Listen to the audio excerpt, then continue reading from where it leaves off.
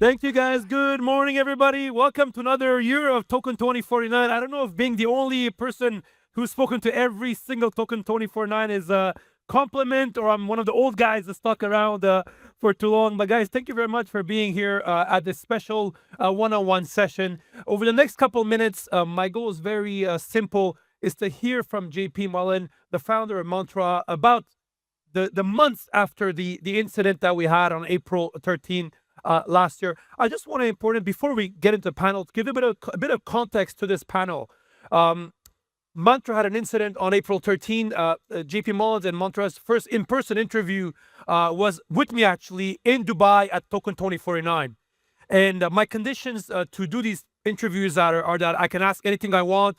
There's no PR team blocking it, and I can actually have a proper conversation. And on stage, I asked JP if he would be willing to come back in Singapore 6 months later to give an update, which he accepted. And actually, to your credit, you guys are here now giving this the session and doing this one-on-one, which I really appreciate actually on it. So my condition is always the same, that I can come and I can ask him anything I want on that perspective. JP, you know, I've interviewed hundreds of founders and CEOs, both for my CNBC show, my podcast. Many of them, after such incidents, they hide behind their lawyers, their PR teams. So actually, I want to commend you for actually being very open and having this conversation. Appreciate that. It's been 6 months since the April 13 incidents and events. First of all, before we talk about Mantra, how are you doing personally? I mean, to be honest, it was a challenging situation to deal with, as I'm sure anyone can imagine. You know, primarily for our community, most importantly for our investors. It was an ordeal that we had to come through together, and I had to lead from the front. So stepping up to the plate, taking it head on, and dealing with it is just something that I had to do. And for me personally, that was my moment to, step up. And it hasn't been easy, but to be completely honest, I'm a optimist at heart. I always see glass half full, and I think there's a lot of silver linings that have come from the situation. And as shitty and as hard as it was to deal with, we're moving on stronger than honestly ever in many cases. We're executing at a high level, and personally, just been focused on getting us back in the right order, and in a way also focusing on just like blocking out distractions, focusing on the people who care about us and me and our community, and not blocking out the noise. Yeah, because obviously the market cap from a couple billion to 200 million, token of $6 to 20 cents or whatever. That's a big impact actually. But do you feel a lot of solidarity from the crypto community, or it was more? How was the reaction of people around you? I think it's an interesting situation because you get to see who are the people who really are there for the right reasons and are there to stand with you both when things are going really well and also when shit's tough.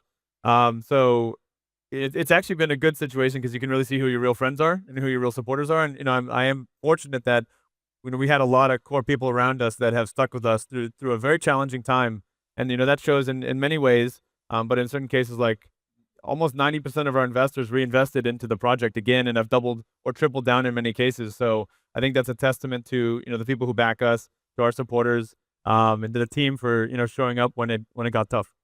So actually, to give an update to the audience, since when we were on stage last time 6 months ago, you promised that obviously things will continue to be built, and obviously you guys working hard, and that you're going to get an update. So what's the message you have? Like, give us an update on what's been happening last couple of months. Yeah, to be honest, a lot. We've been really busy. We've been focusing on a number of things. From one of the initial ones that was a little bit controversial was I burned a bunch of tokens. Yep. So I followed through with that promise. Obviously, burned 150 million tokens at the time. I think that was like $80-90 million. As a show of solidarity to the community, and at some point, if we bring it back and I do a good job, then the community can give them back to me if they feel fit. So that was something we followed up with. We've had a number of major integrations, which I think was an important step of showing that, hey, legitimate institutions looked into this and said, we weren't, there in a bad way. Binance integrated our mainnet about a month after the incident. We got listed on Upbit as well as BitThumb, and Upbit is obviously notorious for significant amounts of due diligence and research. So we've had major exchange integrations for the mainnet chain. We raised a $20 million strategic funding round from a new investor out of the United States called Invenium, deeply backed into the region, in the UAE, I should say. Yep. They've raised several $100 million from the likes of G42, and are really focused on integrating a lot of their technology into our stack, which is awesome. We announced a $25 million buyback program, which you started to commence, and we'll aim to basically repurchase and lock roughly 10 to 15% of the circulating supply out of circulation. So that's ongoing, and that's been really good. We just recently launched and upgraded our chain. So we initially built as a Cosmos chain. We upgraded about a week and a half ago to full EVM compatibility. We're the first multi-VM real-world asset blockchain. Yep. So we've been busy.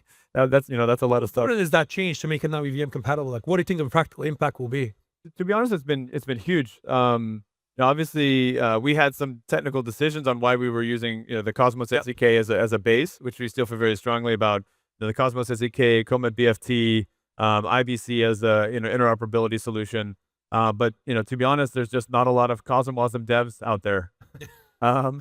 So I think just launching EVM and having full compatibility across the EVM stack was really important. And post-launch, we've already had a number of different dApps and protocols and assets that are starting to be issued on the mainnet.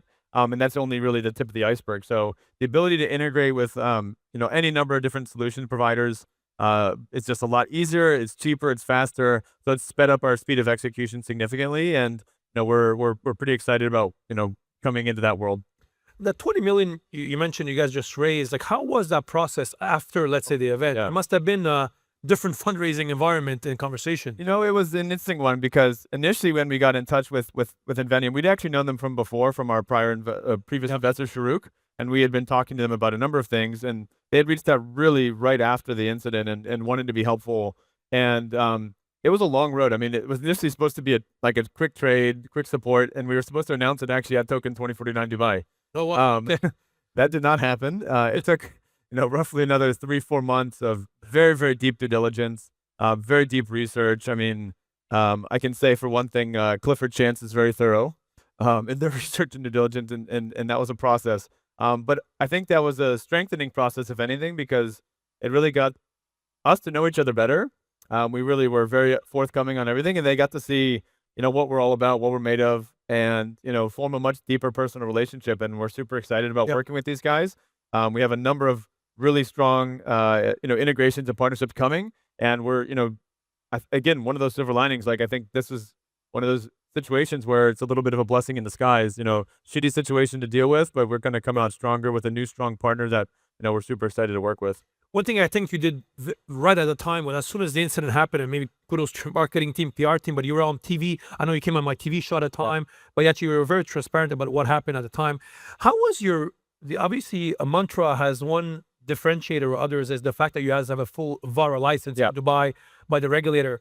How was that conversation with the regulator during the event and post the months afterwards? Yeah, I mean, so for those who don't know, I mean, basically, it went down overnight on a Sunday, April 13th, April 14th morning. I was in Korea. We were hosting an event there.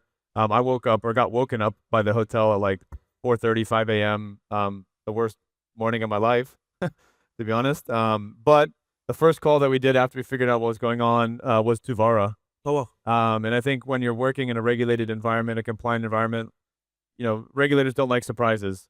So better to be forthcoming, be transparent, be communicative. And we've kind of kept that mantra, so to speak, throughout all of our dealings and interactions with them. And I think that's also helped build a lot of trust. And they know, that, shit doesn't always work, doesn't always go right. Things are going to happen. But if you can man up, step up to the plate and communicate and not run, that means a lot to people. And particularly from a regulator perspective, again, just showing up and saying in advance when things go wrong, we can figure these things out. We can work through them together.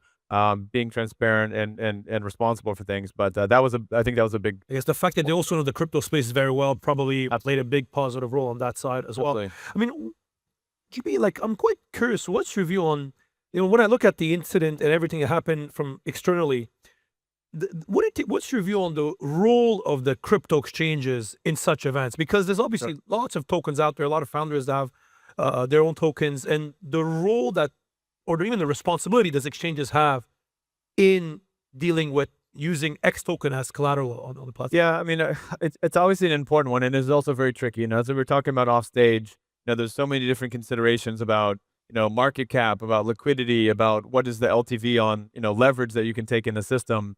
And in our case, I mean, I think, it wasn't necessarily a targeted event, but it was a very unfortunate one that we just got on the wrong side of. Yep. But legitimately, it could happen to anyone. And I think, we've seen many cases where you see tokens plummet, unfortunately, overnight or seemingly overnight. And the exchanges do have a role to play in that. And, risk management, compliance, all these things are important.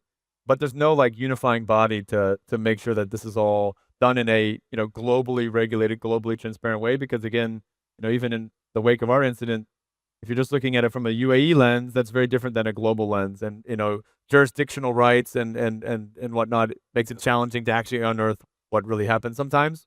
But we are confident that the truth will come to light in the near future. Interesting. Yeah, because I'm not sure it's a regulatory matter. I think it's more market practice and actually the absolutely. that need to come together Absolutely. on that front. One other thing, we have 3 minutes left. I mean, what's your you obviously been through a lot on this, right? And what have you learned as an entrepreneur? Like, because obviously after an event like this, you need to motivate your team, you need to keep your team, your clients. What's the one piece of advice you have for other entrepreneurs? Because this may happen to anybody. Yeah. Fair. I mean, honestly, most importantly, like you just got to show up. You got to be there. It's not always easy, but sometimes you got to like have a smile on your face. And if you show the positivity that you can get through it, it'll be infectious with your team. And, you might feel like literal shit. You might feel like the world is going to end. Your baby is going to die. But you have to get up every day and go and just, be that positivity that your team is going to see. And honestly, then they'll follow.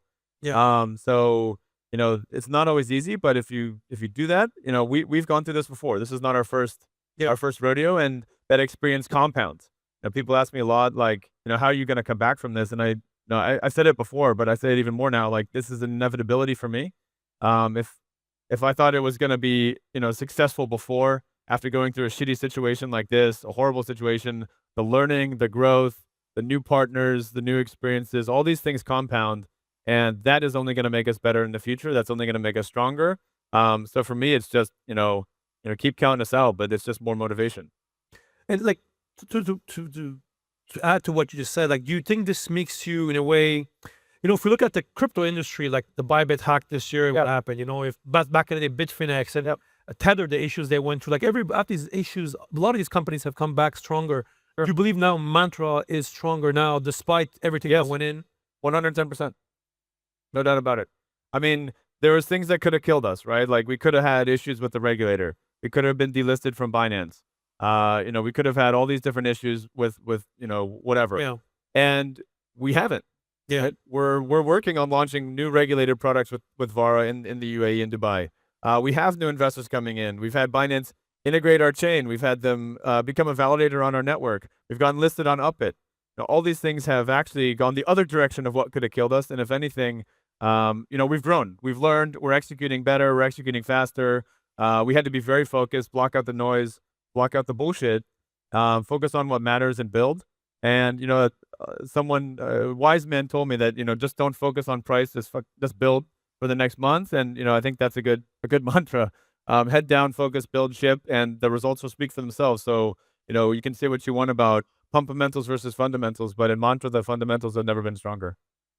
Yeah, it's I can imagine the challenge on that side. We have 20 seconds. One thing is, when you're pitching now Mantra, obviously this topic is coming up, especially people that want to tokenize something, they want to go on RWA, okay, do we do it on Mantra? Do we do it somewhere else? What's the main argument you're telling them to say, hey, actually come and build on Mantra, not somewhere else? I mean, in the end of the day, one of the main things that we do differentiate ourselves is with the regulated distribution channels, right? Yeah. The Vara license is a game changer. It gives us an ability to operate in a compliant manner. And to be completely honest, if you're doing real world assets, if you're doing tokenization and you're not doing it in a regulated, compliant manner, you're cutting corners and it will come and bite you in the end. Especially in the RWA. Well, JP, I just want to thank you again for being a man of your word of when we were on stage 6 months ago and accepting to come back here on a really open conversation. Those things are chat. I really appreciate that. I wish that's an example many others will follow in the crypto community, because these things happen. And actually, I appreciate your transparency and what you shared with the community. Thank you very much, guys, everybody. Thank you. That's all the time we have today. Thank you.